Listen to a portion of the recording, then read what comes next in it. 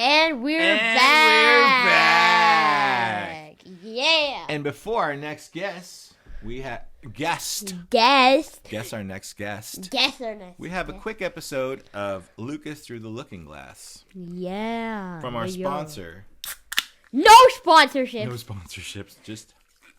This video is sponsored by War Thunder. War Thunder is no sponsorship. War Thunder? Yeah, I just copied like a sponsorship that I see casually. Like, War Thunder this then. War Ready? Thunder. On God. On guard. Did I say on God or on guard? You said on God. I thought I said on guard. All right, let's pick our word for the day. Now really feel this one out.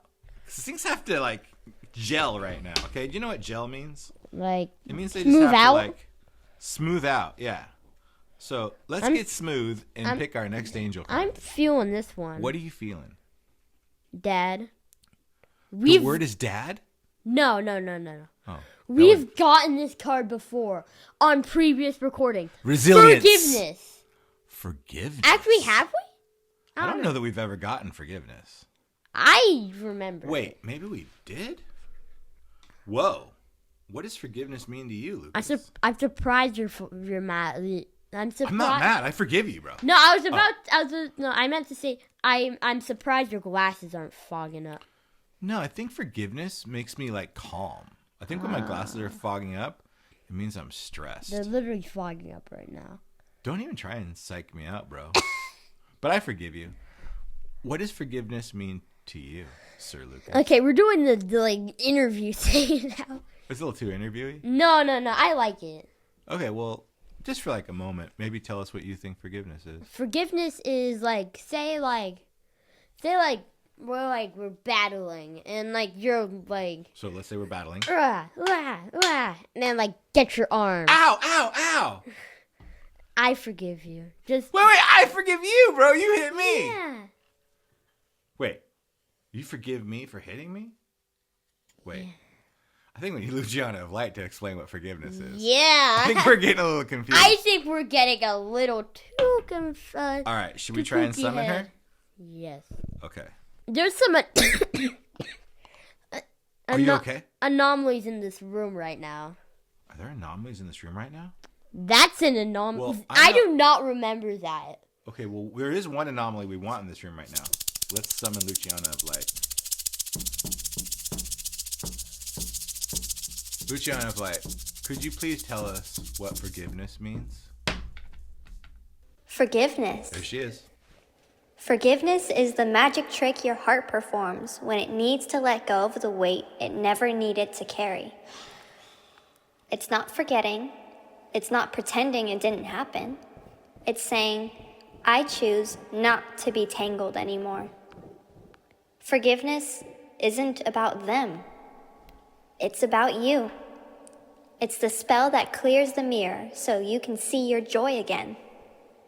Also, your glasses fog up when your aura is doing math. So take it as a good sign. Wait, Dad. The second it when I put my glasses up, what did it say? It said you're about glassing up, fogging glasses thing. Yeah, the second I put them up, there's some weird things going on. But Lucas, on a serious note, right now, what she said. What? Like, please forgive me sometimes because sometimes I know I make mistakes as your dad. Yeah, no, you're right. I forgive you. Thanks, buddy. I forgive you much. Enjoy our next guest.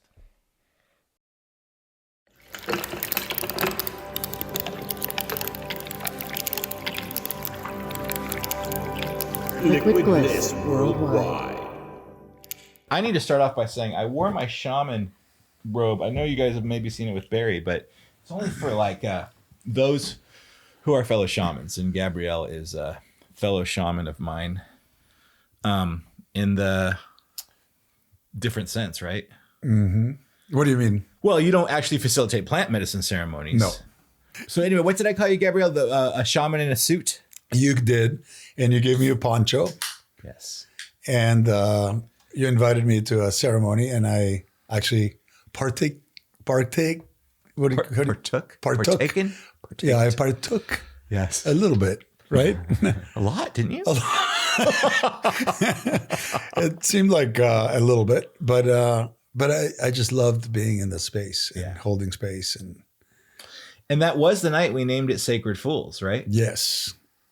And I read the incantation. Yes. We evoked it. We invoked it. and then there was you pulled out a book. And there was this beautiful, like shackles. You remember that poem? Well, I mean, I don't remember the poem, but yes, I remember the experience of reading the poem. It was like, wow. So this is a ceremony up in LA? Is that No, where is at this my one mother's house. The first yes. one at my mother's house, which is now the house we're remodeling. Where It's you're at right now. the sacred house Yes, now. the sacred house. Always has been. Yeah. The house I grew up in. And it was a very interesting ceremony with people just being in different spaces. Yeah. And I've known Gabrielle for 10 years, I think, now. Right? Maybe I think more, it's maybe more. Yeah. Right. Maybe let's say 11. I like that better anyway. Okay. Stephen was my childhood friend I grew up with. We went separate ways in high school, and I reconnected with him 7 years ago. Wow. So honestly, you two have been most of the corners, like the touchstones in South OC for me. But I always call you when people ask about Gabrielle, I say you are the Tony Robbins of Mexico. Oh, transformational speaker. No. And So why do I call you that, do you think? I don't know, because people, when they're asked what I do and other people just want to answer that question, and usually what they say is, well, he does all these trainings, large group consciousness awareness trainings. And it sort of kind of fits into that, Tony Robbins mold. And I've been doing this for like 30 years. Started in Argentina, and then Chile, and then Mexico, and then I even ventured into Venezuela at some point, and Brazil. So it's big. But you grew up in Argentina. I grew up in I grew up in Argentina. And your father owned one of the biggest beer companies. No. Well, but I don't have that wrong, do I? You do. Your father was the Budweiser of Argentina. Well, no, tell it. Make sure that turned I'm this not off. completely. I'll turn mine off too. I'm not Because I completely don't wrong, know. but yeah. Hold on. So and this was for business or personal growth? Well, it was outside personal of business? growth initially. Like I did LifeSpring and the Hoffman process and all those things and EST and Oh, you did. yeah. I did. As my research, because I wanted to find like what works with each one. What do I like in each one, and like that, and Develop then your own develop sort of plan. and kind of like pick and choose what I thought was more effective, at least for me. And so I started with a company in Argentina called Argentina Works, and started doing these large group awareness trainings. Started with 32 people, and Pretty good start. and it grew very, very fast. Within 6 months, we had 240. Oh, for real. Yeah, and then people were flying in from Chile to do the training. This is in Argentina. Across the Andes, yeah. So they wanted it in Santiago. So then I started in Santiago with I think also like 30 people. Right. And again, in 3 or 4 months, I had 200 people in the room. And then people came from Mexico, and there were Mexicans that wanted it. So Were these it kinda one took day? Were these 2 day? Were these 3 day at that point? 5 days. They were 5 days from the 3 start. evenings and a weekend. Okay. Yeah. So it was lots of fun because, I mean, to me, it was like I was growing so fast. And so I ran into all these problems like I need to train other people to do what I'm doing. And, I became the bottleneck for a lot of the projects and so forth. So it was a great learning experience as a business person because I had to, like, when you grow that fast, you have to be able to scale and you have to implement systems and you have to think them up. I mean, I had an MBA, but still, you really learn on the job a lot. Like when it comes to, okay, so what do I do now? I don't have the resources. I have to hire people fast. I have to train them really fast. Can I take this? It's a great opportunity. Or do I need to like slow down so I don't kill myself? and the business. How do you figure that out? Help me, because It's- maybe we're at the threshold of that again. Yeah, I think that it was trusting my intuition, and when I felt like I was stretching too thin, just slowing down and saying, "Okay, just take a deep breath," and then. But Is that a mental talk? How do you slow down when you have momentum? Or like, how do you protect? sometimes it chooses for you. Okay. Because there was a point at which I was doing 3 trainings in a row, and these are you hold space for 200 people every week. And, you find yourself on the 3rd week telling people something like you already told them, but no, you told the group before. Before that, yeah. And it's like, okay, so I'm on the verge of a mental breakdown here from being You're unraveling. Yeah. being in an intense environment Yeah. where I'm holding a lot of energy. I think like 3 Zoom meetings. Like by that 3rd Zoom meeting in a row, you're still a little bit loopy. Especially now. But like, Especially now at 60. I'm like, 3 what weeks, did I don't 3 know. weeks in a row of holding space for 200 plus people. Yeah, It's yeah. probably a multiple of that. Yes, exactly. So that's essentially what happened. So if we fast forward just a little bit, even, how did that, when did you feel, where am I going with this? You had to figure it out, right? You had to train people. So that happened? Yeah.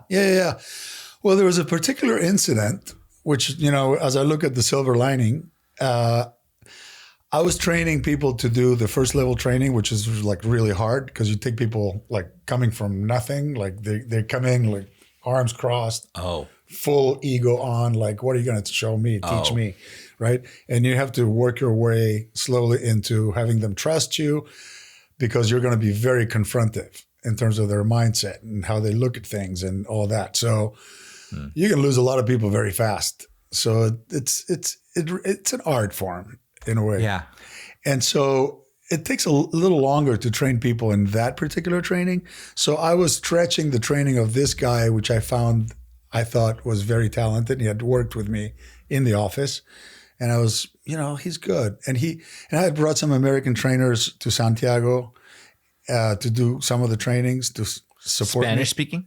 Yeah, and this guy was a translator. So as a translator, he was learning the training really fast Translate. Yeah. because he was translating the whole thing, the back and forth, the interactions, lectures, everything. So I was like, this is perfect. He's talented. He knows. And also he's a great translator. So he's learning the training. But I was stretching, like, I was like, okay, I'll get him ready in a year and a half. And then suddenly my dad calls me and he's totally devastated. My mom has terminal cancer, like stomach cancer. And he says, I really need you.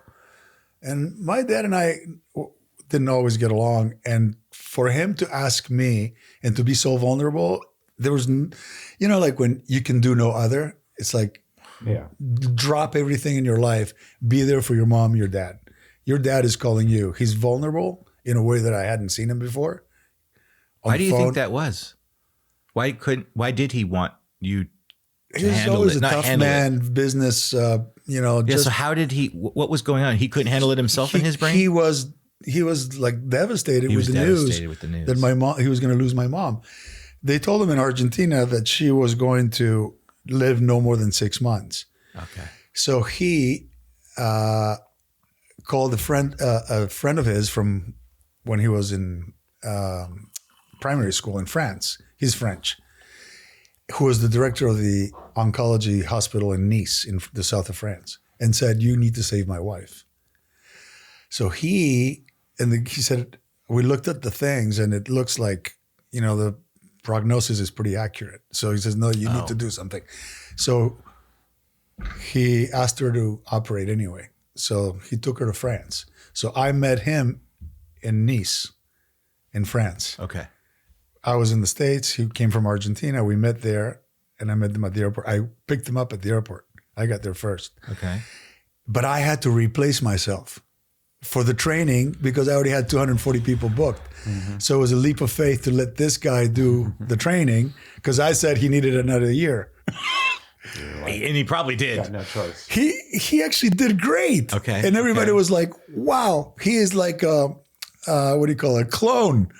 He's picked up your mannerisms. He stands like you, the whole thing. Why am I protective of you right now in the moment? I don't know this story, but I don't like him. What? I don't know. I don't want him mimicking you. So this is a beautiful thing? Well, no, it was a beautiful thing. Not in that he became a trainer so much as that I saw that I, at some level, may have been holding people back because I still wanted the stage. That I can get with. Okay. Oh, because you still wanted because I still wanted the. I mean, there's a It's level hard to let go. There's a level of recognition, like you're it. You have the reflector, the light on you, and people go, "You changed my life. You're like wonderful. It's like, oh my gosh, how you're an angel." All that kind of stuff. It's like feeds the ego like crazy. So human though, isn't it? Of course. I guess that's what it is. I was projecting myself. It's like, I don't want to hear that like, oh yeah, Dominic couldn't be here. So Gabrielle stepped in and yeah, he's better than you or whatever it was. It was great. I ended up training a lot of trainers who are really good. Right. Really good. No, and I get it. I'm playing. I get it. And I was like, and I've been in the back of the room going, oh wow, he's so good. He's such a great storyteller. He tells stories way better than I do. He has them on the edge and then they cry because he knows how to build suspense into the story. He's so good. How many have you He's trained to do what you do? How many have you trained? Oh, I've trained 17. By my Okay, so count. not a ton. 17. Do you know how many people in total that you guys have? Like, Oh, they're a big, huge number? many of them started their own companies. Okay. And they they've did. actually become big. So you got this ripple effect that's just been multiplying. Yeah, exactly. So I recently was invited to a big convention for transformation in Mexico, where I was featured as the keynote speaker. And out of the 40 speakers in the 3 days, probably almost half at some point worked with me. And they all have huge communities. Wow. So it was like, and for the longest time, I was like, I taught you everything, and now you turned your back and started your own thing. Okay. And this was the healing moment for me because I went there and I was like, look, I could have never had on my own the impact, and I don't need really the money, and I don't really want to be it at this point. And you are, making waves. So this is cool. So it was a healing process. I actually apologized to them on stage. I said, So good. I missed out on the level of talent that I was surrounded by because I see you now and I'm like in awe of what you're doing. And because I was keeping you like on leash and that's why you had to leave anyway, because you couldn't put up with like being controlled like that. So they say when you, I don't know if you ever watched, I don't know if you ever watched any of those like near-death experience things that people go through, on YouTube.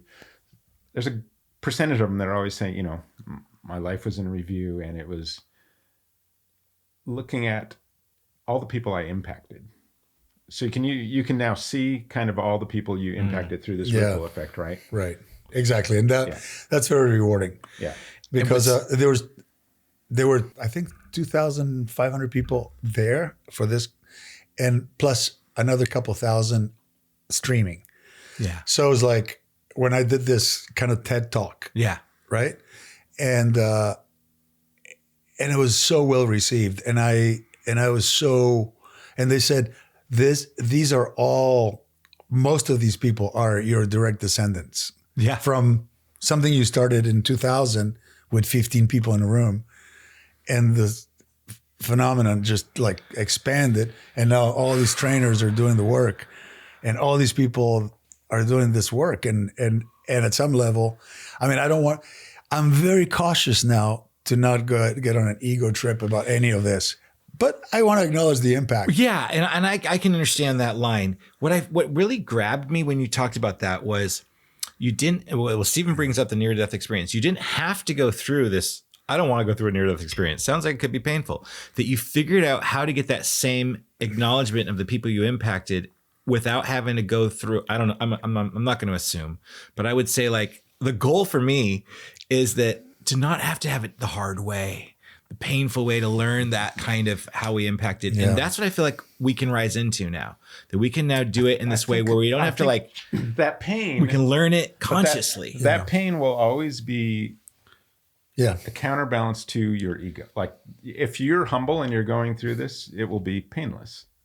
But if That's a very interesting, if your ego's in there, then it's going to be painful. Yeah, it appears that what creates the suffering, right? Well, pain is inevitable. Suffering is a choice. Okay. That's they say.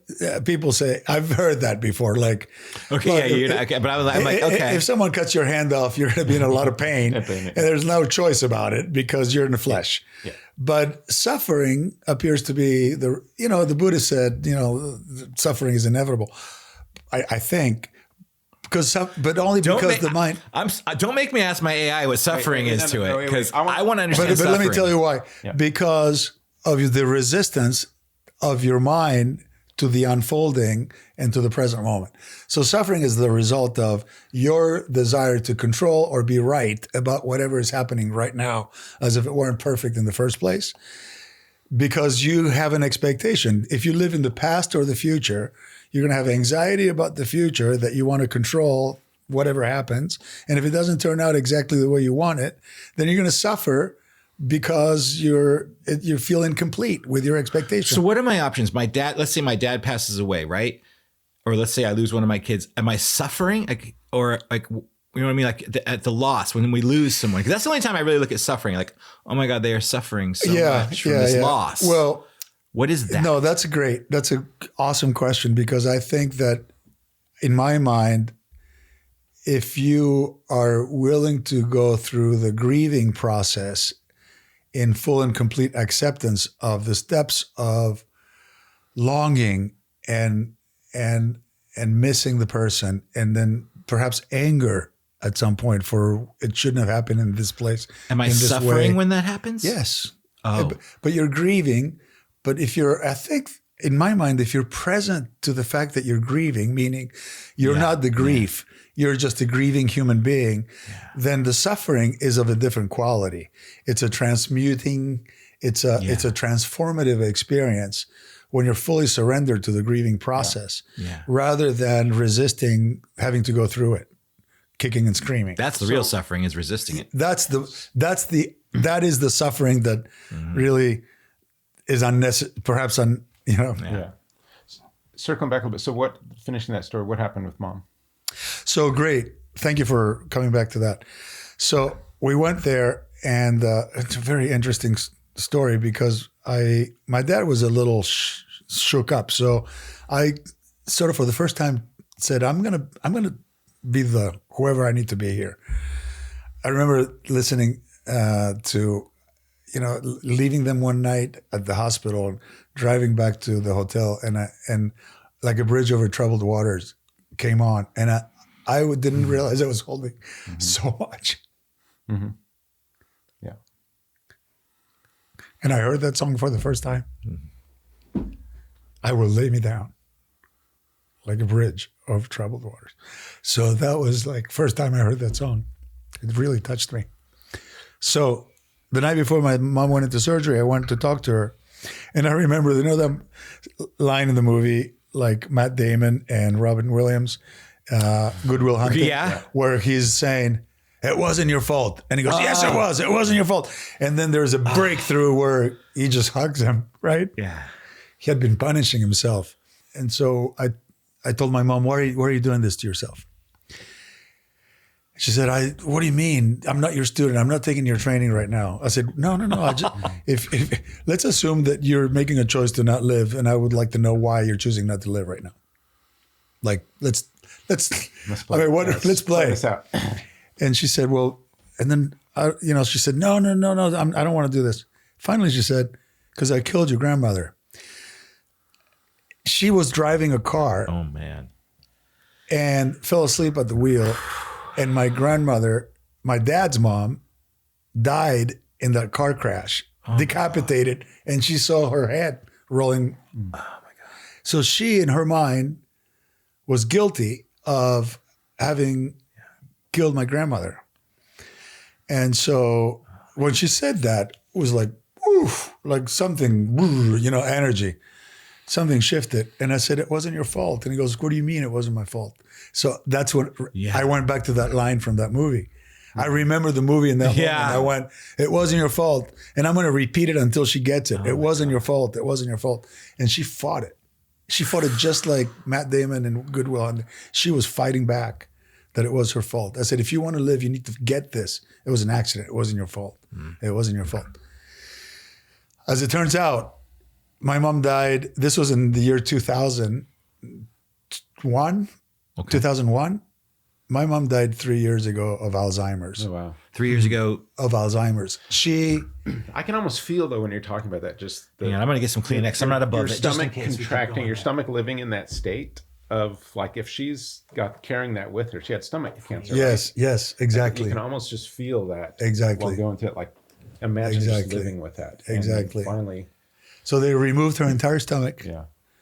And then it took the doctors 3 days to get back to us because I kept going back saying, so what's the next step? What's the next step? Please inform us. It was kind of, they were not forthcoming. And I was like, what's going on? Well, they took out like some 20 lymph nodes or whatever and found no cancerous cell in any of them. Like it was all contained. And from what they said before, it was stage 4 aggressive stomach cancer. It's impossible that it hadn't metastasized. So she went through chemo and radiation and lived for another 20 years. When she had already been diagnosed to lie, like don't even open. Are you closer to your mom or your dad, or it's very equal? It was in different stages. Now that my mom is gone, I talk to my dad 2 or 3 times a day. Before this, how often did you talk to your dad? Maybe once a week. Once a week. Yeah. No, we've been close for a while. Was the Alzheimer's its own thing? You know, it's like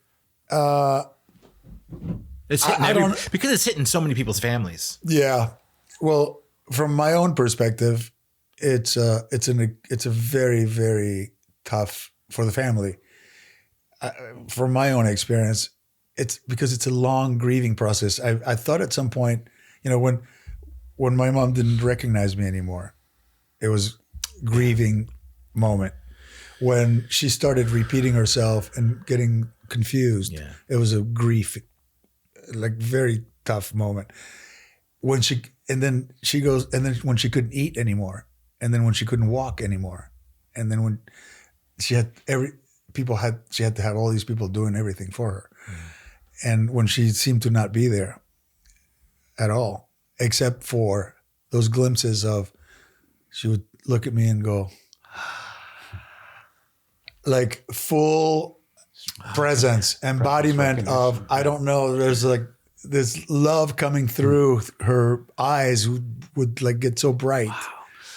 Because there's no mind chatter. Yeah. There's no words. So there's pure presence. It's really one of those things I really hope has a very quick escalation in understanding the Alzheimer's thing. Because where are they? What's happening? They're not going through the pain. The family is. Maybe they are too. I think they are too. Okay. They are for as long, back to the suffering piece versus pain. I know, right? They're going through the suffering of realizing that they're losing their mind. Yeah. And so that eventually someone will have to take care of them and they have to let go of control. So talk about letting go. Yeah. Letting go, when you let go of your mind and you're still alive, it means everybody else is in your business. 100% on everything, to go to the bathroom, to do anything. Yeah. So the way I looked at it is, you know, if you're afraid of death, going through caring for someone with Alzheimer's is not part of the cure, but part of the, like, you want to see some more? You want to see some more? Let me show you some more. Oh, man. And then it's painful and it's exhausting. It's a long grieving process. And that is killer. Is what you teach in your work how to forgive yourself for these things, how to do the breakthroughs that you kind of were talking about are able to happen? Yes. Is that really what you're is that where you're trying to get to for people to have these breakthroughs? You know, in what I call transformation, there's 2 movements, right? One is growth. Okay. There's one, you can grow up as well as wake up. Yeah. And so there are two different things. The growing up aspect of it to me is all the psychological maturity, like be responsible for your life. Don't be a victim, reframe. You do have more choice than you say you do. Notice you have like a lot of limiting beliefs that come from experiences that were incomplete. So it's a mental thing. It's psychological. It's psychological. You're giving them psychological tools. A new framework for how to process their experience. Right.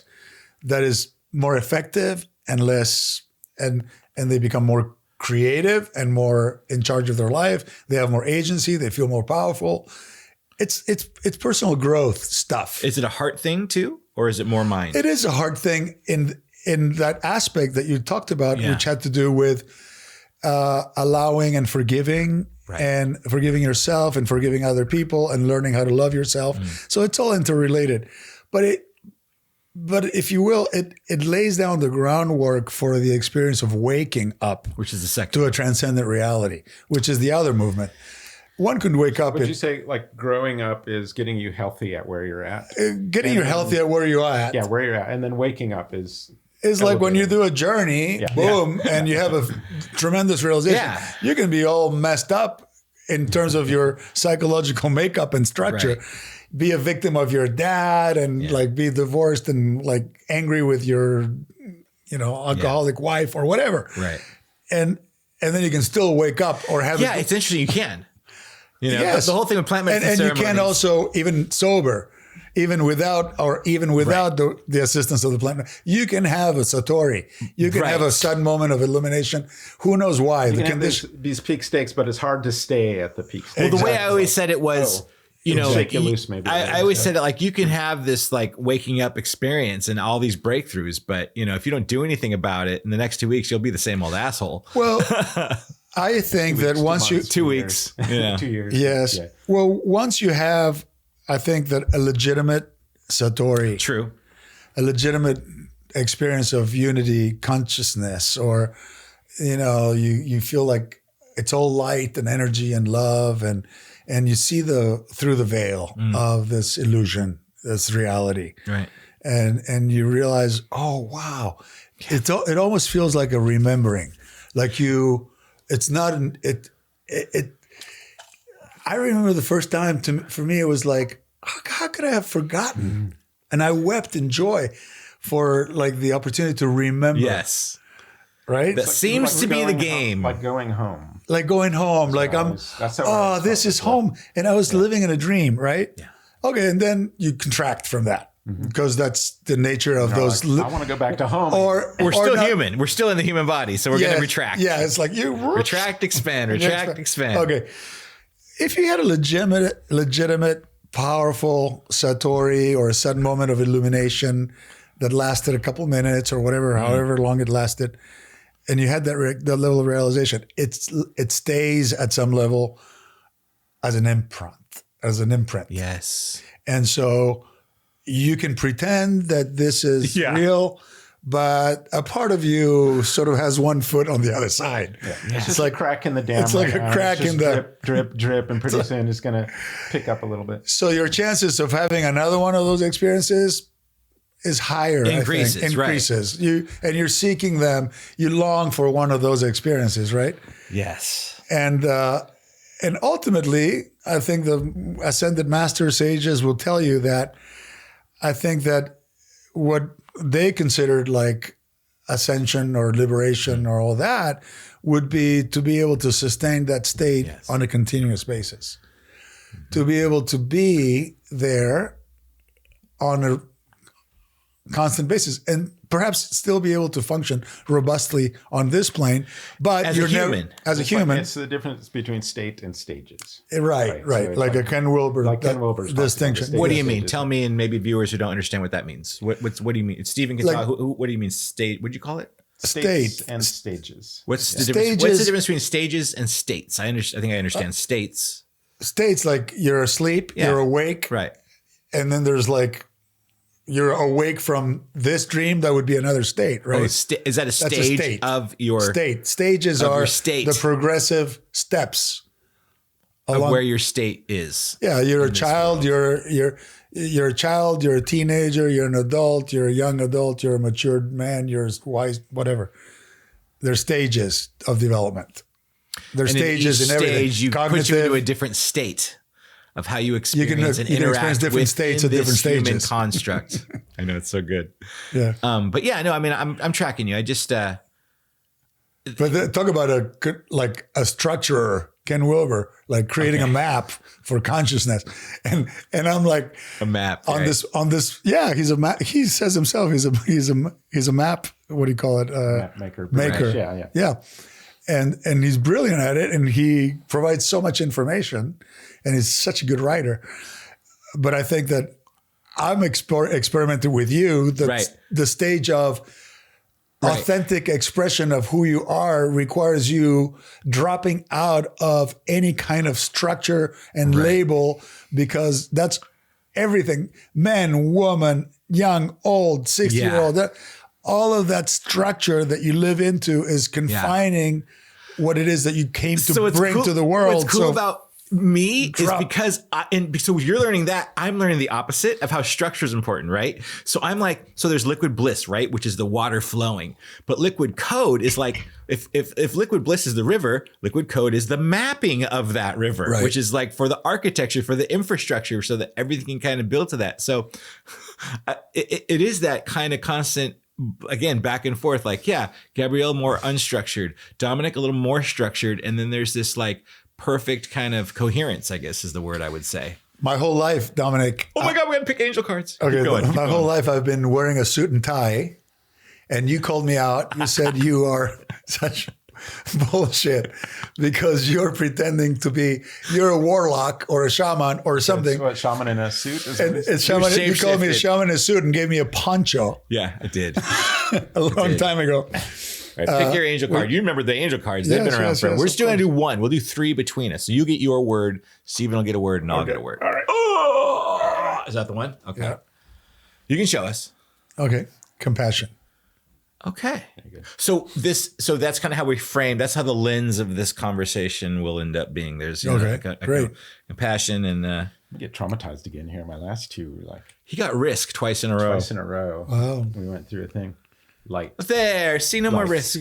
Light. We had this amazing angel woman on, and she put Stephen through a process to kind of figure out that risk part. And maybe we can talk about that too with you.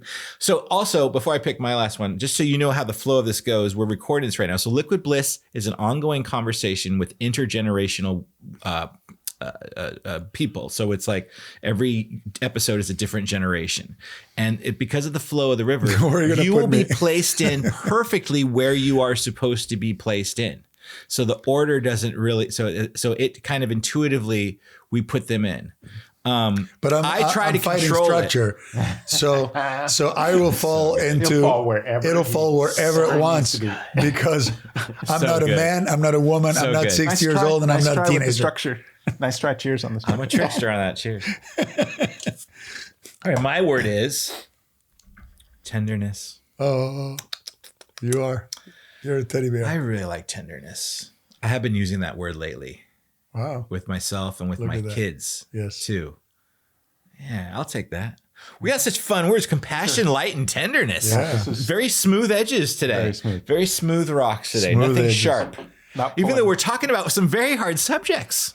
But I think in a free flowing kind of like we don't need to scoop up the story. Like we left the trainer halfway baked somewhere in the past. I need to close the loop on Mom a little bit for people hanging out there like, what happened? He does keep me structured. It's like I am glad he brought us back to like what happened with your mom. I my whole life, like I said, I have been living within such tight structures.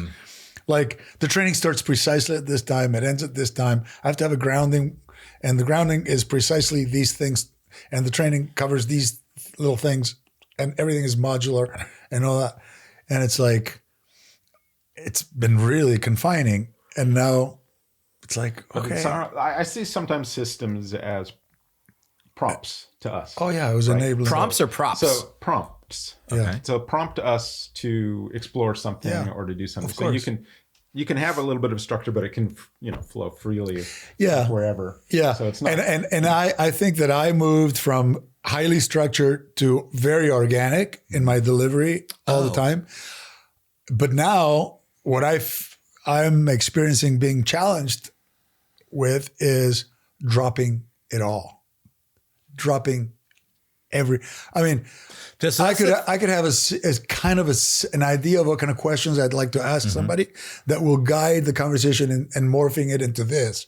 Now it's like, no, go and just whatever is on your mind, just let it come out without any. So Stephen rides the waves between kind of both structure and system. I think that's why he brings up system, and kind of advocates for the organicness within the system. So how do you know? And I'm speaking to help, but not help, but explore with my friend this balance between structure and systems and completely being unstructured. I don't. It's new territory. It's new territory for you. Totally. Yeah. Yeah. Mm-hmm. It's scary. It's very scary. And the message, the intuition I have is that until I am willing to drop any kind of labeling. Yes. And any kind of conceptualization of who I am, that whatever really wants to emerge won't be fully It'll be a expressed. wrestling match. Yeah. And you'll walk in that daily satori all the time. You'll live and breathe in it. That's doesn't what I mean think. we don't stub our toes. Doesn't mean we don't push and pull. And you know what? I don't know. I don't know. That's fair. Because That's knowing fair. that would be part of the conceptualization and the expectation of what might happen if I do. I'm just called to go ahead and do that. Yeah, I feel like for me, the past year or so, and we've talked about this, I think, on the podcast, but maybe not, is I'm taking a step, and I don't know if there's Ground underneath. but I'm taking a step, and suddenly the ground that I need is there. Right. When I step. And, But only and that amount. And I say that in a strange kind of way because I love that image. Yeah, I'm talking about suddenly this person out of nowhere is there when I need it. Yes. For this Yes. I need, and it's a very flow. There's a synchronicity and serendipitous, and it's very hard to let go. Yeah. And do that and keep taking those steps. And the paradox and the challenge is to not expect it. Yeah. To not expect it. Yeah. Because the moment you expect the ground to be there, then you're define the purpose of you having to step into the void. Yeah, and you just have to.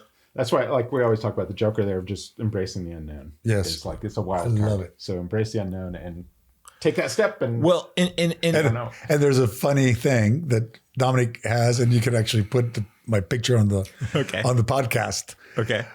I disfigured myself in August because I, for the first time ever in my life, stepped off the stage, literally 1 meter height, and to the void, and hit the corner of the table physically, and I had to be rushed to the emergency room, and I had full face reconstruction here, and have scars. And the pictures horrible. Should we just do it? Let's put that picture on. Put that picture in. Oh yeah, because that works on every level. Talk about I stepped into the void and there was no floor that formed. Dude, you had to learn. That was your near-death experience. You had to learn the painful, hard way. Did you get knocked unconscious? I did not. I went through the process of reviewing my life. And I remember fighting it in that moment, going that's why I remembered your question about how many people I trained, because I even, my ego on stress, my ego and stress has a sense of humor, because I remember thinking, no, we're not doing this. We're not doing this. No, we're not doing this. I hear that you review your life right before dying, and then I said to whoever I was fighting, nope, not gonna happen. And then, that's interesting. And then my humor in the moment was, this isn't epic enough. How could we end the miniseries or the bioepic if the guy just fell off the stage and broke his face and went unconscious? And scene. I'm about to go on the Arctic cruise. Let me be eaten by a polar bear. Something much more exciting for the public. I can't go this way. No, it's not going to happen. So I was my ego has a sense of humor. Yeah, I've had 3 times where I've just knocked myself silly. Oh, that's right. And each of them have had some sort of thing with it. A deep meaning. Well, Really? yeah, first time, smashed my face on concrete, doing a bike, just boom. Wow. And Yeah. How old were you? 17. Okay. And then the image I have from that is seeing myself and seeing people come up to me and carry me. And I'm somewhere else looking at that. Second time. So you actually left your body. That's the image. Perception I have of that. And then the whole time my brain's like trying to reboot and asking the same questions over and over and over. What questions does the brain ask? It was trying to anchor in time. Anchor in time. It was trying to figure out what day is it? It was trying to anchor itself in time. Oh, interesting. So you were grabbing for reality, for time, reality, space, for time, and it was trying to do that and trying to. Yeah, that's what I can describe it as anchor in time. The second time was I rolled my car. How old are we now? A year later. What? So, yeah. Wow, that was pretty fast. Crazy, too dude. close together. I'm sure I'll pay for that later.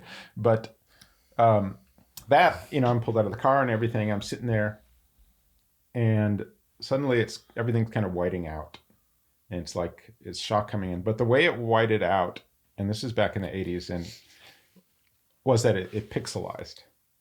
Square pixels of everything, What? which was totally unnatural. Yeah. And Or I'm is it sitting our there- real state? Yeah, and the ambulance guy's going, "How you feeling?" Whatever. I couldn't describe them. Everything's digitized. Dude. Yeah. And so there was no discussion of simulations or anything back then. But that was what was happening with my consciousness. And then the third time, smacked my head with a kidney stone, just went back, hit my head. But again, I was in the hospital there, kind of waking up, and my brain's trying to anchor in time again, trying to figure out what day it is. But my wife had written down all these questions that I've been asking and all the answers in it. And so then I'd ask the question, and there would be the answer. And then I'd think of the next question, but the question was already there Example. on a sheet of paper. Example of a question. I don't even remember now. It's probably like, it was just repeating these same What's your 7, 8, name kind 9, of questions? 10 questions, like trying to figure out what happened in some way. Oh. But my brain would produce the very next question, which is a freaky thing. You find safety or feel secure in structure. I was trying to find it's normal. Everybody does. And I was trying to come back to reality. But you were grabbing. You're trying to grab onto structure. I was trying to come back into this reality and say, yeah. you're not connected with this interface or whatever. So those are the 3 What times. happens when Stephen lets go of structure? That's He's scary. He craves it. It's scary. I think for any one of us, or I should speak for myself, I'm scared shitless of dropping. Of being untethered. Yes. Oh my, interesting. I've been rereading The Untethered Soul by Michael Singer. I'm so used Welcome to being to the Twilight untethered.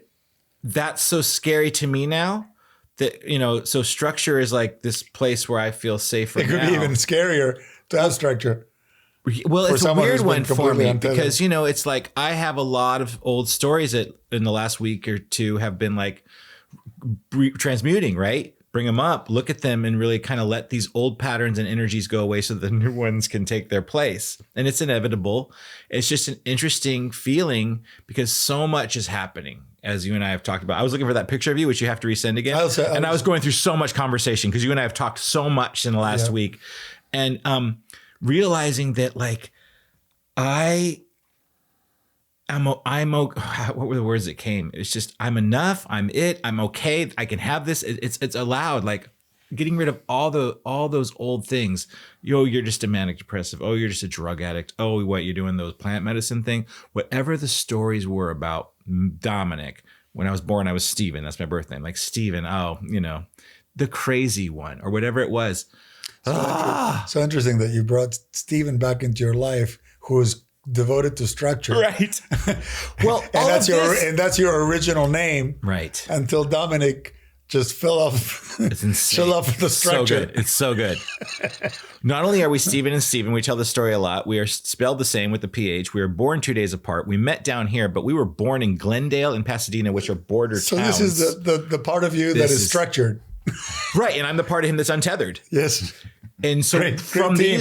this combination, we've created Together this we fight crime. Liquid Bliss Worldwide office. We've done our plant seminars here. This is like, yeah, really, we you know what I mean? It's like, we both kind of, it's fun though. We can be an odd couple, right? Exactly. You're dancing. Yeah, we need to bring out more of the odd couple, I think. But I love it. So I'll be more structured, but he gets to be more untethered. Yes. That's the salute. That's where the gold is. Yes.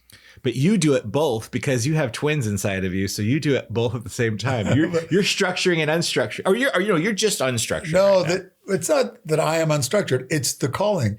It's what seems to be arising from those guys. Yeah. Is that they're telling me? I mean, I went to therapy last week. Okay, how'd that go? And I was like, okay, so what should I work on? Right? I asked them, and they said, "There you go again. You're planning for it." Mm-hmm. You sent me some of this rather than transcription. just show up and see what happens. Like that's right. I mean, you're on your way to holding satsangs, not because you're a guru, but just because you want to be the space for truth to emerge, and clear yourself enough to be a conduit for whatever wants the emergence of some wisdom or some deep truth that don't want to be expressed. So in order to do that, you need to drop out of any kind of structure. So start practicing anywhere, anytime, anywhere you go. Have no plan and allow for whatever wants to emerge. I wish we had tequila right now. We should have had tequila. We'd do a shot right now. That would be the most unstructured, weird morning time to do it. Sorry. Yeah. Part of another podcast. Except it would be, sorry, but in my mind, it would be a structure to defy the structure rather than just purely unstructured. Ooh, that would be interesting to investigate. Because you're planning for, we should have had a tequila shot. Did I say should? Or I wonder how I phrased being it. Prepared. You were talking about being prepared. Yeah. Oh, you're right. So from your perspective, looking at moving into structure, that's great. From mine, it would be like, no, like whatever, there's tequila, no tequila, whatever is whatever. Now we're deep within the paradox as we're speaking, huh? Yes. Aren't we always? I mean, we just have to look. Pause. Wow. Soak it in. Nice silence. This is the space for the resonance. Yeah. I think it's all so paradoxical. And, it's the best teacher. And I find beauty in finding the paradox in every moment. I think that's the beautiful. That's the part of me that is so craves art, and art is, you know, I had the privilege of having a conversation with Ken Wilber once, and I was talking to him about the one paradox. My question was, if I know deep in my heart that there's only one consciousness, and I have had a glimpse of that, why would I be inclined to make it my business to go and feel like I have to awaken other people? Awaken to what? I don't know. Yeah. It's just, why not let form just be forming as it does anyway, and just unfolding the way it does? Why would I want to interject myself as an agent of transformation? And who am I? Like, that was the essence of my question. And what was the contradiction to me? And he goes, and I said, it's paradox. And he goes, good. He goes, like, what is a paradox? It's a contradiction on its head. I just love that line. That's what he said. I thought it was creative. Yeah. He said, it's a contradiction standing on its head. Bro. And I was like, okay, life is totally paradoxical. And I didn't understand the answer because my mind he's too brilliant. But you do now. It was he called me. Well, I asked the question on an email. His people called me to say that he wanted to have a conversation with me because he loved the question. So I was just already very nervous, right? Yeah. And then he goes, okay, so we're going to start now. We're going to record it for their integral whatever podcast. Podcast. Yeah. Intergalactic. So it's there, the conversation. So wait, so so then he gets on and my brain is fried because it's like, He's like starstruck for a second. I was struck because he's like the Einstein of consciousness. Yes. So I couldn't. So I was like, please don't put that on the website, please, because I don't make any sense. But he talked for a long time, so you can listen to it and answer that question. Yeah. Wow. It was fun. I gotta go track that one down. I know he has to. One more pause happening here. But I remember the what stuck with me in that conversation was that he says, yes, you're right. It's a paradox. You're perfectly right. It's a paradox. And it's, it's like a contradiction standing on its head. And I was like, oh, what a fun way. So, because it's not really a contradiction. Right. Paradox is beyond contradiction. I'm feeling led and guided into now dropping into more of our heart space. Maybe we already were. And just how are you? Oh yeah, compassion. How is your world today? How are you feeling? How are you dealing with the messiness of your humanness? Not sure where I'm going with that. I guess I could talk about myself a little bit. I've been having some really good breakthroughs with my kids, with my wife. That haven't been like really good in the way it's like not necessarily easy. I don't know the words anymore, but just like not even effortless, but just like so naturally, organically happening, and me being able to kind of engage with it fully, but also observe it and not be in the program of it anymore. And it's been a very like exciting time. And there's a blanket wrapped around me now that just feels like I got this. And so our whole family seems to have kind of been, I mean, it's just a family, you know, there's just, what do you mean? It's the same old family. I mean, like we're moving. It's not like everyone's like elated or anything, but I can just see, maybe it was always happening. I can now see the evolving of all of it through like recognizing the old patterns, like what you said about going to the shrink. Of course, it was a great session, right? It's this another level now. I'm putting words in your mouth, but how's it been? How's your human? How is that messiness that like been? I have lately been fascinated by the fact that I have so many breakdowns, and when I tell other people, just factually, like I don't like pity, so I don't want anybody to pity me, Right? Because it's just, as opposed to compassion or empathy, pity is like it implies separation. So you got to put yourself here to pity somebody, like, oh, poor you, right? And I resist that. I resist the separation. But it sounds like you assume. And I don't want to. But how do you? Are you assuming you're being pitied? Because I'm just talking about my experience. I could be of pity. offering you compassion, but you might receive it as pity. Right. Oh, okay. What I'm saying is, I have such resistance to pity because it's separation. And because you it's felt like that someone before. is better than me, and I'm down, and they're like feeling sorry for me. I don't want that. It's just an ego thing Okay. And so I'm resistant still. I'm aware that I'm resistant to that. And I'm afraid that if I share whatever's going on in my life, that someone will pity me rather than have empathy or compassion or all of that. That's fair. That's why it's really cool that I have this, because I then share from a place of no big deal. Like, okay. I'll just give you the facts. This is what's going on in my life, so that you're not inclined to go, "Oh, poor you. I'm so sorry." Da, da, da. But it also disconnects us, huh? Yeah, and so I'm actually actively participating in the disconnect by not opening up or giving anyone the opportunity to experience empathy and to be held and to have connection through the experience that wants to complete itself. So it's an interesting dynamic. I have a lot of breakdowns, like situations in my life where I'm confronted with loss and lack of control and anxiety and stress and all of that stuff. And it's been really a beautiful journey because once it was too much for me to handle, that's when I decided to go to therapy to get some help. And it's been great, you know, in terms of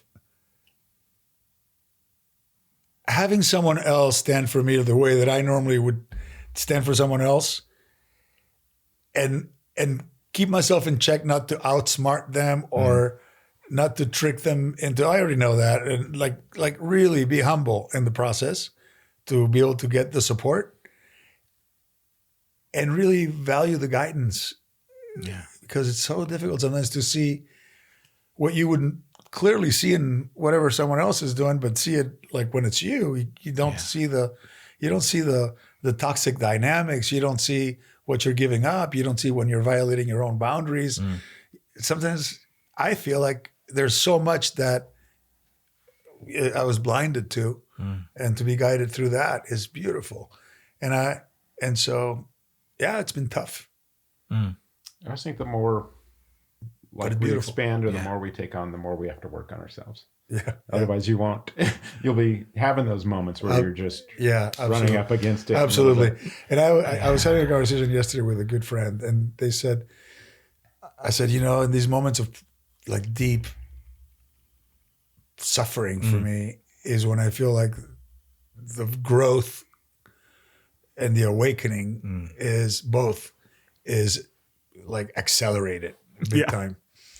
And she goes, well, as long as you hold that paradigm, she said, then you're going to be calling suffering into your life because you're on a mission to awaken and grow. And I was like, well, I came before the horse, you know, the cart before the horse. Before the horse. I don't know. I'm just noticing that in those moments, the silver lining for me is, you know, I just realized when everything has been going great, I tend to buy into the whole density of this. That's fair. Like, I'm making good money. I'm successful. I'm getting praised. The kids are doing great. The family's like, everybody's happy. I feel like, you know what? I'm deeply dissatisfied because I'm like looking for the next fix. Is it a dopamine hit? Yeah. It's a dopamine hit. And I'm totally bought into the game here. And I'm not really transcending any of this. Right. And when I'm like, boom, boom, boom, like break my face, disfigure myself, fall down, my kid leaves, you know, my mom dies, my dad loses his memory, whatever. Right. Everything is falling apart. It's like, okay, the level of stress is so intense that it's time to go into the stillness. Yeah. It's time to just, you know, Jesus. It's hard. It's hard. Like it's hard to choose joy sometimes because you get caught up. Beautiful. Those were the exact same words I said on my first session. I was like, I lived so much in joy. And I've been telling people, it's your choice. And I'm full of shit. Right now, it's not my choice. Or it doesn't feel like it's my choice. Yeah. And it's interesting because she said, maybe, maybe not. And through the process, I think I'm reigniting joy in the midst of the storm. Yeah. That's the hardest time to do it. And you got to grow up to do that. Yeah. You have to be able to realize you're in a house and many of the rooms are on fire. And you don't know when the fire is going to like get into your room and still, you know, be blissed out in there and not feel like you need to go out put out all the other fires. The paradox of suffering. Every room has their own person who can put out their own fire. I just need to be in, you know, I can be surrounded by, and that is work, but that is part of the journey. Yeah. Jesus has that scripture that I always loved, that you can't put new wine into old wineskins. You must put new wine into new wineskins. It's like, we can't, or the reason is because if you put new wine into old wineskins, it'll crack. It'll crack the carrier, the wineskin, and it just won't work. I mean, that's just real. So you have to put new wine into new wineskins. And that's our human vessel, right? Like we have to grow, to expand, to bring in all this new energy. It's not maybe suffering, but it's like you have to have that old wine be. They don't mix. They one goes away and replaces with the other. Yeah, almost like what comes up for me as I hear you speak is almost like the if the water or the wine gets stagnant, it ossifies, it gets rigid, and it needs and the only way it can come out is it has to break at some point. Break it up. In plant ceremonies, it's the purge. It's the literal physical purge of it all. Yeah. And for us, in the just regular human day experience, it's that suffering we're talking about. Like even right now, the paradox is I'm like, you need to send me that picture of your face. And then Devin, we're going to call this the paradox of suffering. That'll be the title.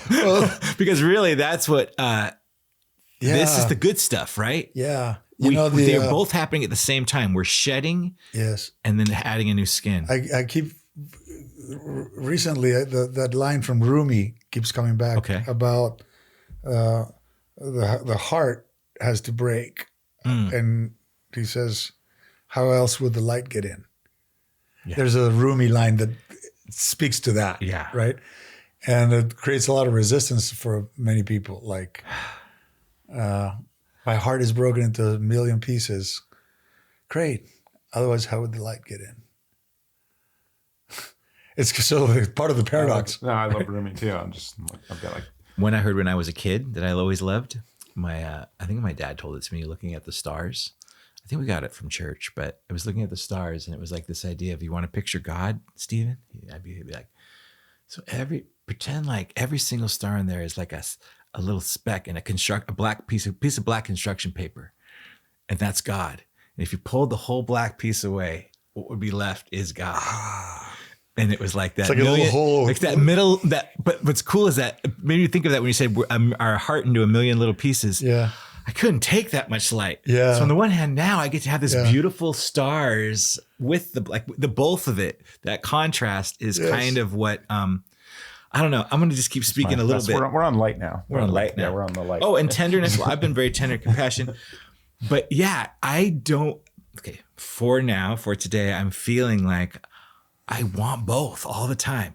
I want to keep shedding that old skin, bringing that new stuff in, which is, like you said, it's not easy. It's painful. It's not suffering though, but it's a thing. It's a thing. It's everything. It can be suffering. I have to tell you just. Okay, go. I have the music in my head as you started talking about your dad from Coldplay. Look at the stars. Look how they shine for you. Stars, look how they shine for you. Because they were all yellow. Yellow. Right. What the hell was that line? Yeah. So that was fun. That band transcend. I'm going to digress, but I won't digress. That band does transcend space and time. My kids, who really don't rock with much of my music, like my generation's music, love that song. Love Coldplay. Yeah. Coldplay had a thing going. Yeah. DHL kind of. So we're on the light part. Okay. All right. We're on the light part. So light in and of itself. What do we have to say about light right now? What do we feel about light? Let's stay in our hearts. I'll tell you. Okay. That light at the end of the tunnel is a mirror. Yeah. And then we're also worried. The mirror speaks back. Also worried about it being a train, and then if you're worried about being a train, it's a mirror. And then the mirror speaks back. Right. It's always a mirror, what happens when the mirror speaks back? That's what feel like I'm experiencing right now. Yeah. And looking in that mirror, and now it's speaking back, and I'm like, oh boy, here we go. It longs to become one again. Where does the world need light right now? Where does the world need light? Where doesn't it? I don't know. I'm just launching into song. And the world needs light. Yeah. Love, sweet love. Light, sweet light. Light and love. Love and light. We all know that expression. I don't know. I mean, I'm working. So effed up. It's just like, no. I'm worried. Yeah. Look, I'm worried that if I get caught up at this point in the drama of whatever's unfolding in the world, I am missing something deeper, which is that we can bring light Yeah. everywhere. There's a lot of distraction There's- right now. yeah. And it's Like- like, where can you bring light? And you can bring light all the time, anywhere, in every conversation. To me, like every conversation is an opportunity to bring some light. So far, my rule of thumb for this year is unless every single news station, including interrupted programs, are covering it, I don't need to know about it. But if it is, then I better be checking it out because the world is happening and I am a human. Yeah. But yeah, I'm with you, man. I've switched like from watching news to now watching, selecting content on YouTube that is of interest to me. Yeah. So I now have YouTube at home on my TV, and I look for what I'm interested in rather than being bombarded by. Yeah. So this is the phrase that keeps coming up for me is that we are the algorithm, and so you're choosing what you want to put in your algorithm, not what they're telling you should put in your algorithm. And That's it. The hijacking of attention. yeah, Hijacking I just- attention. Yes, capturing of attention. It's They wanna monetized. they're trying to energy capture all This this is the stuff. attention economy. That's probably where we need to put the most light, because at the source of all the conflicts and all the wars is a manipulation of attention. In my mind, attention is what allows you. Focused attention is what allows us to meditate and to expand and to grow and to wake up. All of it. It's all attention driven. Yeah, What you pay attention to will determine the quality of your life. that's it. And so if someone is, and you don't know it, is hijacking your attention because there's a unit that they're monetizing called eyeballs on screen. How many times can I get your eyeballs on a screen and eventually find out exactly what is your dopamine hit so that I can ultimately have you buying what I need to sell you? Then your brain is getting all screwed up. And it feels like an epic battle right letting now. them program you. And They're programming our brain. Right. Yeah. I have difficulty now. I used to devour a book in 2 days. Okay. I have been scrolling stupid reels for so long now that that I can't sit and finish a book. I have 20 books and I can read 2 pages and get bored because it didn't catch my attention enough for the dopamine hit. And I close it down and I grab another one and see if I can get a dopamine hit from 2 pages. It's because my brain is now atrophied or my attention because of the algorithms. And I think that we need to shed some light on that. Yeah. So People- let's. you're So we're doing constantly that. being programmed, and they're constantly trying to drive up resentment so that they can control. And I just say they, but this is like politicians, media. No, there's a they this time. The social media platforms, the algorithms in those is all driven for extreme reaction. And so what does that? Resentment. Yeah. And so how can we drive more resentment? And what does resentment do? It pulls us apart. It divides us even more. So I think That's one of shining. the biggest dopamine hits is resentment and pleasure too. You can, they know how to get us. They know how to get you from many. I think shedding get you light. angry. Whatever creates an intense emotion, you're going to stick to it. Yeah, they want the extreme in there. So I think shedding light on that would be solution by saying you can break out of the algorithm. You can break out of their programming. You can change your life, change your personal reality, your personality. You can become the observer so that now when we're resisting or getting into it, whatever's happening, I can now watch myself doing it and going like, oh, look at you doing that, Dominic. And right then and there, I'm out of the program. And then it lasts less and less and less and less time. And there is solutions for this. First, you have to know you are, right? Stuck in the program. Right. Once you know. Which is the part you of gotta know shedding you some can't- light on right. that. You got to know it's there. The light shines it on. But you also then get to know you can leave the program. Now, how you do that is what we're talking about. How you do that is the process of what we've been talking about all day today, really. Yeah. The paradoxes, the suffering, the tricks, all that sort Unfortunately, of it thing. requires a structure. It needs a Unfortunately structure. for me, It regards, the solution. Because in order for it to be a solution, there needs to be a problem. I was getting back in order in my to head be a problem, anyway. you have to articulate it. If you're to articulate it, you need a structure. And then you need a structure it's to fine. solve it. Let people do what they're doing. It's good. No, it's like, You don't need to fix anyone. I don't want to abandon What that. we want is healthy structure. Healthy structures. Healthy. Yeah. No. A structure that does. Maybe. I'm just saying maybe. I think we do. I mean, 'cause I know you do. Unhealthy structures are what is causing so much suffering and pain Yeah. in some way or another. And I'm saying this in a very, Yeah. you know, Yeah. It's like unchecked. Yeah.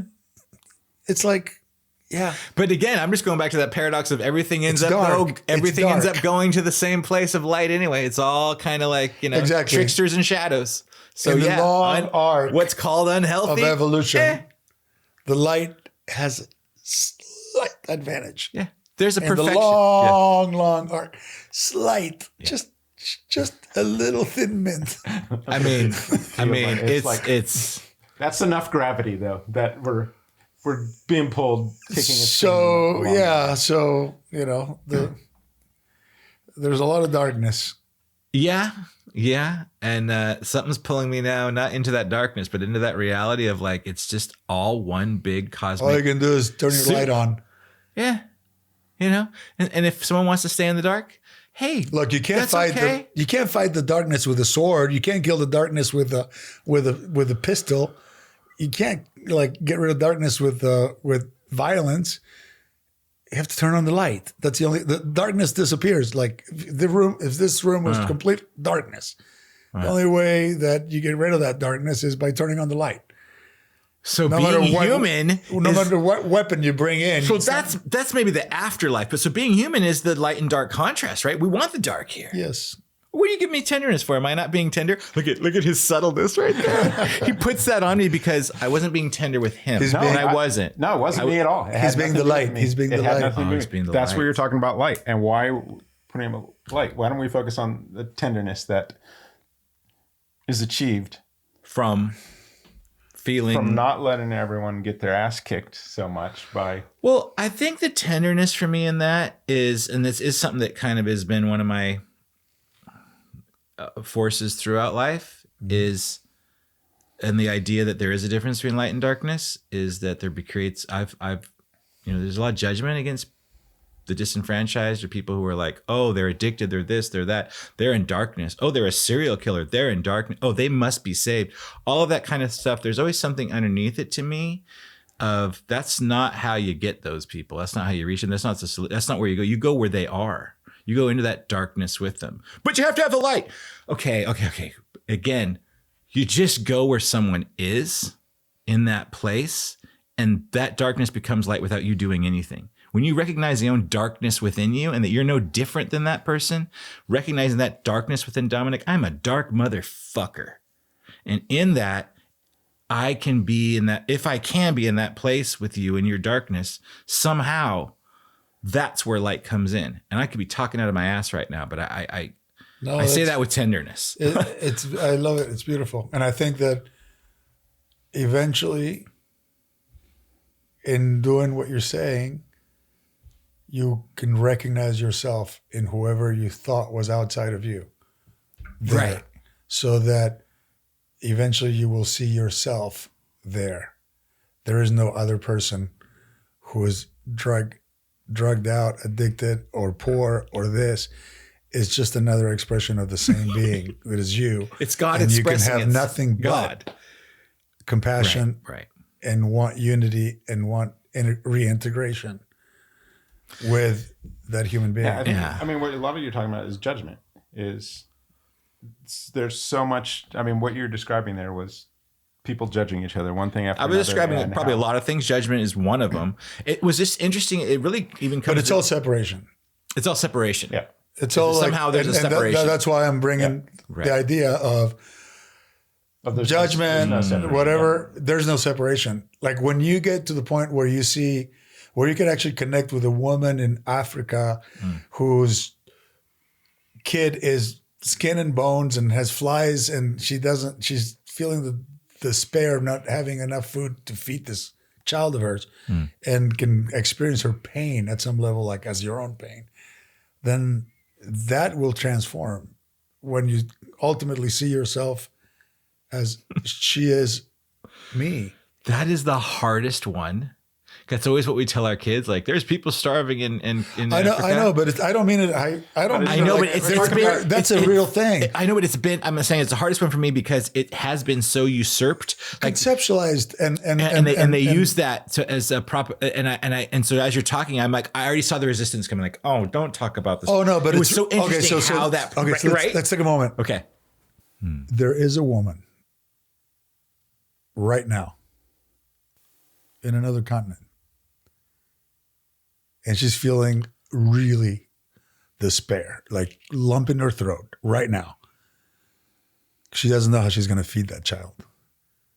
I don't care who's usurped the idea and try to use it to manipulate people. It's a real thing. Can you connect with that? yeah. It's happening. Yeah, I think empathy, and we talk about this a lot. And that's, to me, it's like, sometimes, I mean, it's your pain in my heart. A lot of times. So being able to connect with that. There's also an opposite side of that, like your joy too, I think, too, in my heart. So yeah, but just stay with where he was with me. I want to go into, it was interesting because it was my wife and I had our anniversary this last weekend.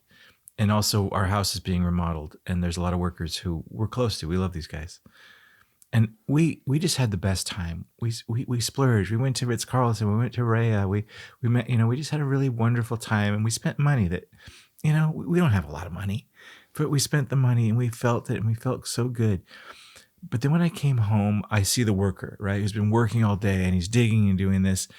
And I had that typical thing that Stephen/Dominic always has, like, you can't have that if this person has this. And so I started working with my guides, I guess I'll call them, or going really in depth to what that is. And I don't need to go in depth to what I actually said, but what came out of it was it's both. Like, yeah, you're allowed to have, and then you're also allowed to help, or whatever the words are. But so when I say that, I know that woman who can't feed her kid. And the old programming in me, the old patterns say, so because of that, you shouldn't have anything either. And it's weird, right? It's a weird thing when we drive by people and they're asking for their dollars and we just say, oh, fuck it. They're homeless. They're addicted. They're fake. They're gypsies, whatever it is. It just fucks with my head. And I think that's one of the things I'm working through right now. And it's helping so much because otherwise I'm ineffective. Right. I don't want to be ineffective. Right. So, yeah. Oh, look at that tenderness. Anyway, yes, that's beautiful. It was a fascinating exploration, and it was a feeling exploration. It wasn't a head thing. And the pattern to break up there is that the pattern of scarcity, because if that isn't on your radar anymore, there's no me have, I have, you don't, they have, I don't. It's like we have. Interesting. It's like there's no consideration about how much or how little to give. You just give because it's part of your nature to give. Can you talk to me more about that? About the money principle? When you said you blew up pretty quick, you had 200 people, money was good. Like, what have you discovered about money? I was privileged because I was brought up my dad grew up very, very poor, but he did really well. So then I grew up with the safety of feeling like he felt silver spoon. Not silver spoon. I was never. Oh. I wasn't treated like a little prince or anything like that. I left home at 14 and then went to Japan and worked while I lived in Tokyo as a teenager. So I wasn't like been given money, but I grew up in an environment where money was available, and my dad felt pretty confident that he could make it happen because he was in resistance to his upbringing, where he suffered a lot of scarcity. So then once he found the groove, then he gained that confidence, and he instilled that confidence, I think, in me, or I'd never had like that worry in my head. But at the end of the day, I also realized that in order for me to be able to produce and generate wealth, I had to, what I made up, because I don't know that there's any truth to this, was that as long as I stayed true to what appears to be important to me as an expression of life. And, you know, I don't like the follow your bliss, but like the idea of, as long as I did it with the purity of heart for the right reason, I could trust that I was going to be handsomely compensated. Okay. And that proved to be, I mean, I got to be right about that. It was like, okay. The moment I started being stingy, because I started making more money and I got into the mentality of, I can hire this person, I fire this person, they're not producing enough. The moment I got a little bit controlling of the money and trying to allocate and reward and punish with it, it shrank. That's the nature of it. It was like, and I got the message, you are sort of like, what do you call the person who's carrying the flag because they have the best grades in school? In South America, we give the person with the highest GPA the flag for the ceremony. Like the escolta, we say in Spanish. Okay. It's like you're carrying the flag because you're actually pure of heart in doing what you're doing. But the moment you pollute that in any way, then we're going to take the flag from you. Okay. That's kind of like the story I made up. Yeah. So I had to keep myself in check.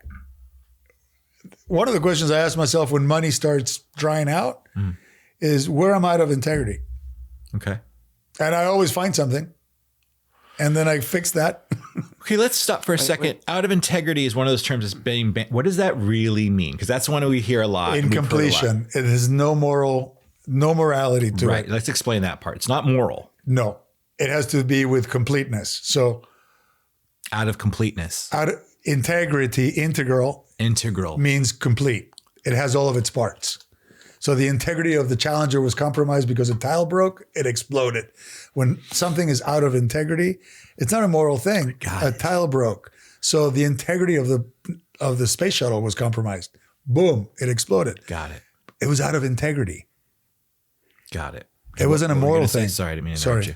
No, it is going back to that pure of heart in business discussion. I'm going to hijack this for a little bit. How do we help business be more pure of heart in your mind? Well, I'm going to do a corporate training in 2 weeks. No, in Chile. In Chile. So and I love it because I get to work with executives and leaders who have a lot of people they're in charge of.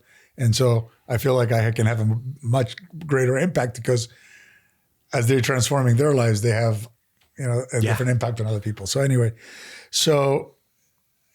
bringing awareness to business leaders, I think we can impact and bring that purity of heart. When people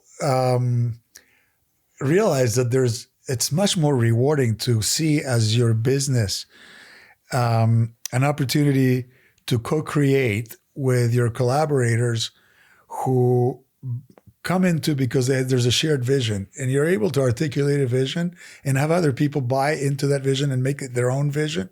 And then they know exactly why they're doing what they're doing. And they're not just a cognitive, like a mechanism, and they don't feel used because you take the time to articulate the vision, to talk and to have them experience why whatever their contribution might be is an integral part of the whole, the bigger vision. And so then people find purpose in being a part of an organization like that.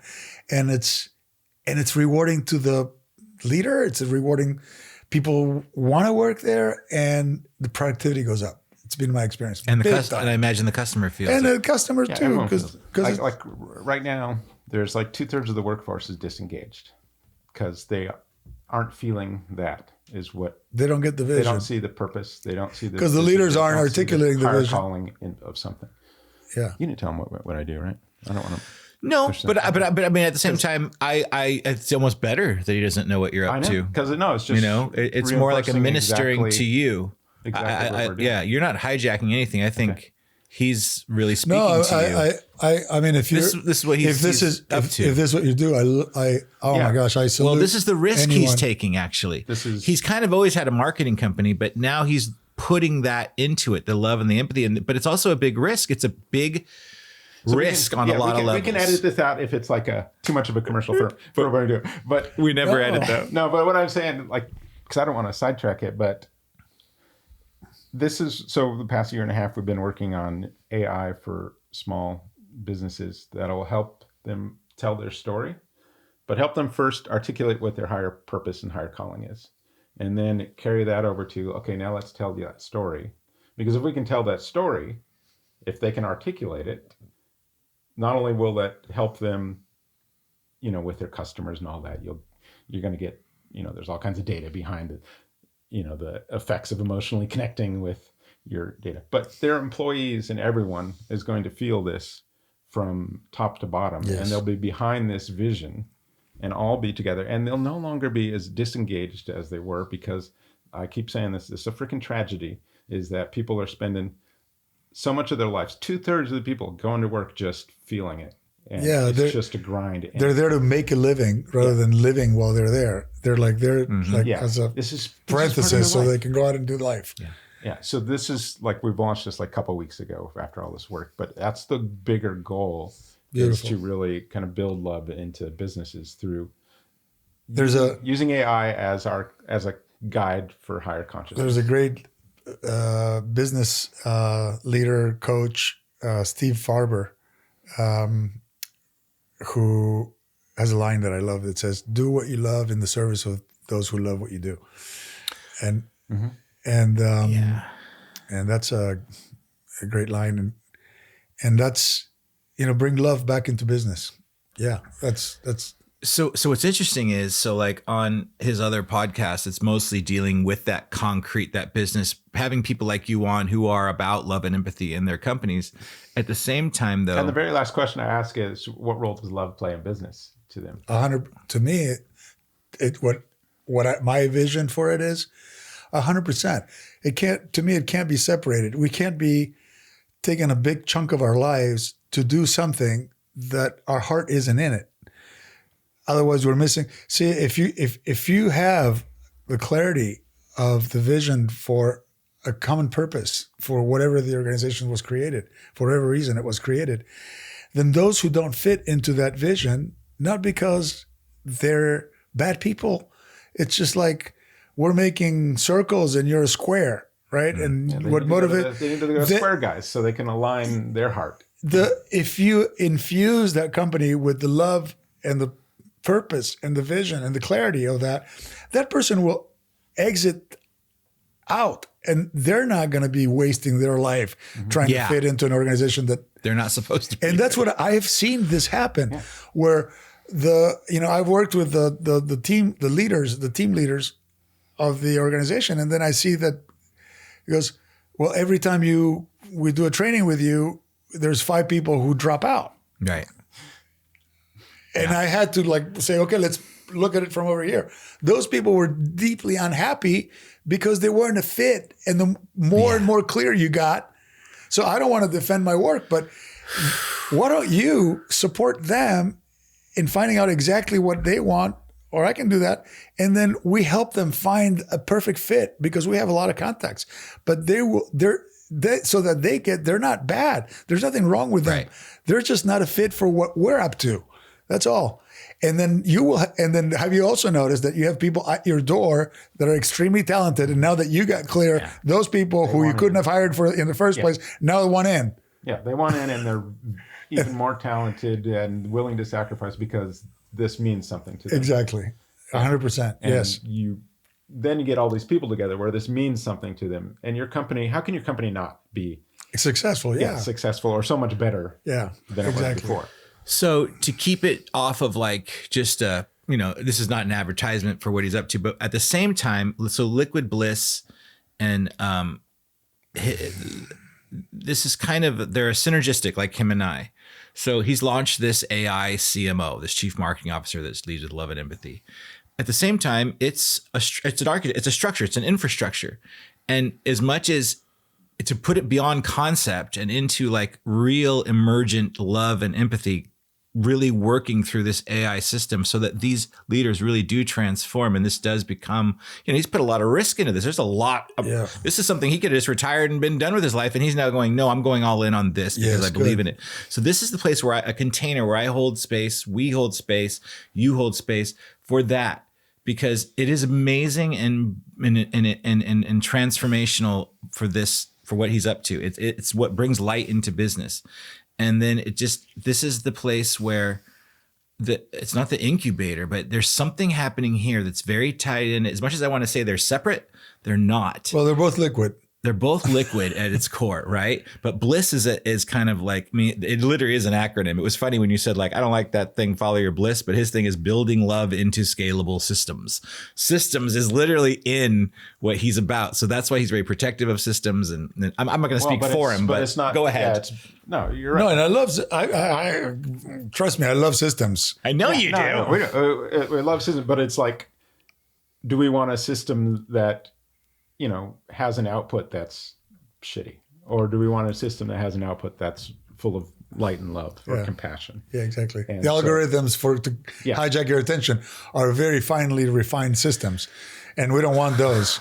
So, as you say, and as a digital marketer, it's like the algorithm is something. But if you have a transformational training experience for high level executives, then you also have a system that you put them through where they actually get in touch with their heart and they have a deeper awareness. Prompting them to get in touch with their heart. Exactly. Prompting them, their algorithm to get in touch. Yes. And then they do what they do with love and passion because they got in touch with. And however they do it, it can be very fluid, very random. It can be totally something you don't have any concept of, but now they're doing it with that. Yes, exactly. Yeah.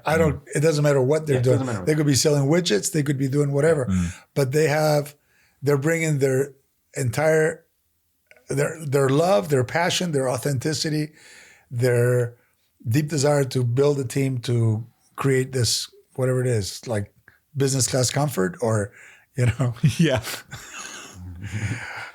whatever. Yeah. or comfortable shoes. Or, yummy ice cream. It doesn't matter. It's whatever it is. Well, that's the thing. The ice cream is a really good example. I've been talking about that a lot lately, how as much as you can describe like the mapping of the river kind of feeling, you can describe ice cream, you can talk about ice cream, you can study ice cream, you can know every ingredient and how to make the ice cream. But if you've never fucking tasted ice cream, you do not know ice cream. You don't know ice cream. Well, so how do I guess? Wait. Let me add to this. Okay, go ahead. Tell the story a little bit too. Or you go with your 84-year-old mom once a month to have some ice cream. So why do I do that with my... I didn't know you did that. Yeah, this is one of her rituals. She wants to have ice cream once a month.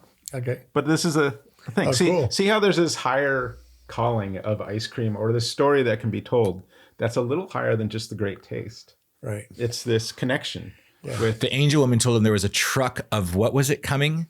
A truck, to beware of a truck. A truck of love. And in my brain, I had ice cream. Ice cream is my favorite food. I'm like, for me, it would be an ice cream truck. And then yesterday, the ice cream man came up our neighborhood and we stopped it and I took video and pictures. And I'm like, and the ice cream truck driver said, his church said dream. So I was like trying to give him an instant, like in real time synchronicity was for me, for nothing else. But I did not know you took your mom to ice cream once a week or once a month. No, once a month. Once a week's crazy.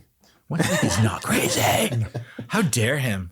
So this is the push and pull of him and I. It's beautiful. So so I don't know if I finished my answer to you about scarcity and because we went into business, but I don't know if the scarcity factor I've right now how I'm developing and emerging.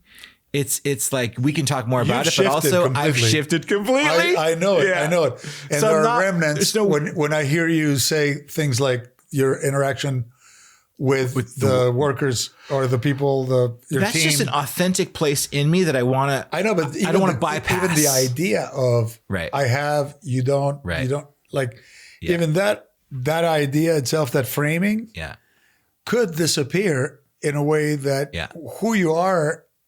When you're with them is that they experience, and I know that you are already like the most giving, loving. Well, that's the thing. It's not about the giving, right? Like So what I did to rectify it in that moment is I gave him $20, said, good job today. Or I gave him a bottle of margarita going like, here, take that home. But that still isn't authentic. It's a bypass. It's a bypass. That's still. what I'm talking about. Right? That's exactly what I'm talking about. It's like the mere thought of that you are doing something for something Okay. is an exchange rather than an outflow. That's not, so that's what I'm saying. There's a better way to do this, right? Well, let's just don't put a judgment on it yet. Okay. There's a way in which you're naturally expressing your desire to give because it's who you are. You know, like Okay, well, that's who I am.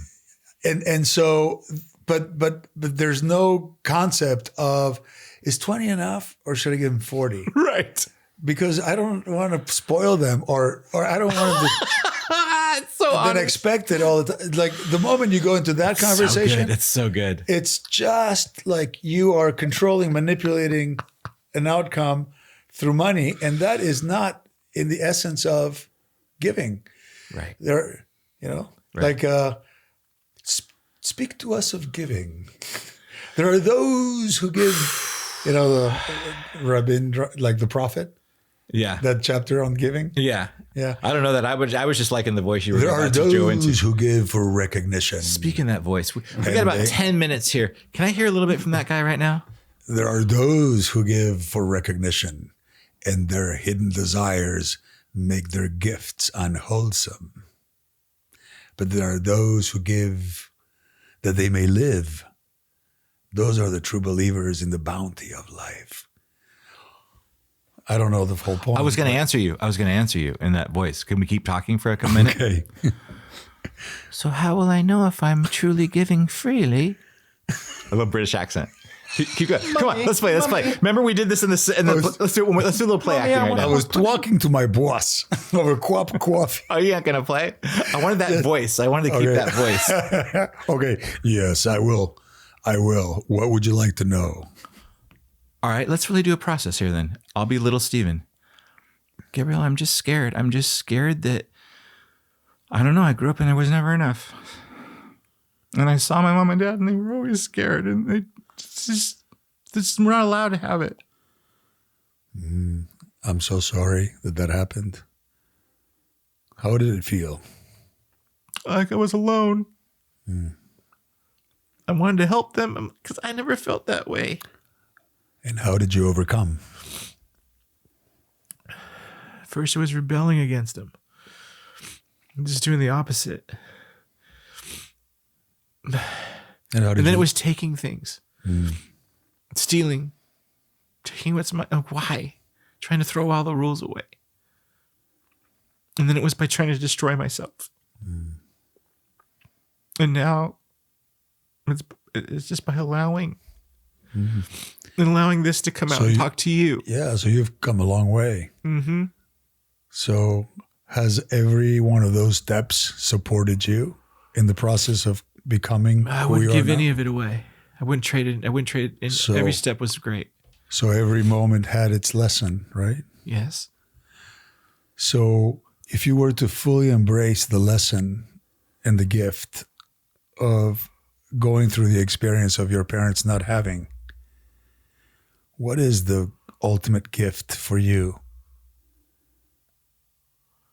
What did you know? What did you come to realize from experiencing that? What was the gift in that? What was the blessing? What is it that you wouldn't be able to be today if you hadn't had that experience? Complete. How so? That's when you talked about this feeling of completeness, about being out of integrity, as being out of completeness. Where I am, where it's got me to now is this idea that I am complete, and from that is where everything else unfolds. Yeah, but what if there at any point you don't feel complete? Which right is now, sometimes that goes back and forth. Just find what the gift was from that experience of lack. I mean, I could say embrace things like self-resilience, self-reliance, independence. If you say you can say that, that's what I'm saying. That's not the real. No, so you find feeling. it, And when you find it, then you'll never have to go back looking for it. I don't know. Maybe that is the actual answer, as much as I want to dismiss that answer. Individuality. I became an individual. Look at me growing up now as I speak in my power. Yeah. I became an individual. Yeah. And there's not a lot of individuals that I was seeing. Yeah. And I am an individual now. So is there room for more leaning into that? Leaning more of exploring your individuality and expressing yourself. I think that's what's been the most exciting thing lately is who am I individually when I'm not pleasing everyone else? What that means is that you're actually breaking that pattern of scarcity or lack. It feels like it. It goes hand in hand. Yeah. Because you're going back to creating the experience, any experience, where you haven't fully embraced the lesson that experience was supposed to bring to you. So if you're continuing to generate scarcity or lack in any way, shape, or form in your life, whatever the biggest lesson for you was in having that experience, you haven't fully embraced it yet. And so life is offering it back. Saying, yes. Are you going to get the? I mean, you missed the last two paragraphs. Go ahead. You're resilient. You're this. You became this and that. But the last two paragraphs said, and most of all, you get to be you and explore your uniqueness. You know what? That's been it, man. It is. And you've missed the last two paragraphs, so that's why I have to give it back to you, so that. Well, thank you. I'm not. I'm an individual, but I like team. I like love. I like friends. Thanks for being a friend there. Well, but also that. Reader of the Ark 2x2. Well, but you just revealed a block for your fully leaning into your individuality, because if you have collapsed being unique, individual, and yourself, and all of that, with not being a part of a team, then you will be unconsciously resisting diving full on into exploring for whatever fear that the team, you won't be able to be part of a team. The team will think you're too weird, whatever it is.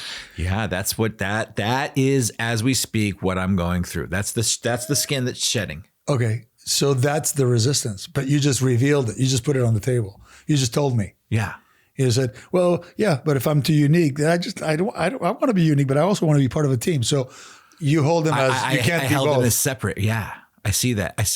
And so that's the integration that you get to do right now. Yeah. And that integration, The integration brings completion. Got it. To that fear of you being alone, to you not being included, you not being part of, which is why you have to take things for you, so that in case you don't have the support of other people, then you have yours. It's very Gollum-like from The Hobbit, the way you look right now. My precious. Yeah. Yeah. Which is like, like archetype of taking, right? Brother, I'm not bypassing anything right now. I'm just going to do it. Yeah, that's where we're going. Yeah. So we're putting together our own deck of angel cards, bliss cards. Good. So every guest, they give us from the day we've had today. This has been so great with you. A word. What's your favorite word? What word would you like to contribute to this unfolding liquid bliss intelligence deck of cards? What's Gabriel's contribution? Can it be many words? It could be. See where it goes. Yeah. It just feels like, because of this desire for no structure, I would put a card that says fill in the blank. Okay, yeah. There's two blank cards in this. Those are the Joker cards. Okay. It's the Joker. Okay. So you would put the blank card in. You're putting the blank card into our deck. Why is that important? Oh, it's so good. So that someone has full agency in exploring, like, being without guardrails, without structure, without anything that they need to follow. Oh my God. And as we speak, I think this deck too, I realized it. The two blank cards aren't even in there. I think I took them out. Oh, wow. We don't want someone cool. We don't want someone picking a blank. How cool. We don't want someone picking a blank. How cool is that? And I think I've always done that. And so I think I've always taken out the blank cards, and I am the blank card. Bro, you blew my mind right now.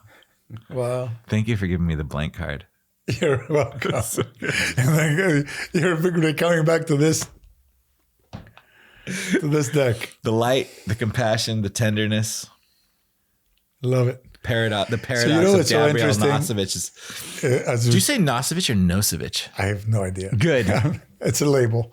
So good. What I wanted to tell you, which I found fascinating, is I came up with this spontaneously when someone questioned like what we were doing with ChatGTP and creating these entities and asking to operate from the wisdom of like the ancient Sufis or Christian mystics and give me an answer from that place and name themselves and all that.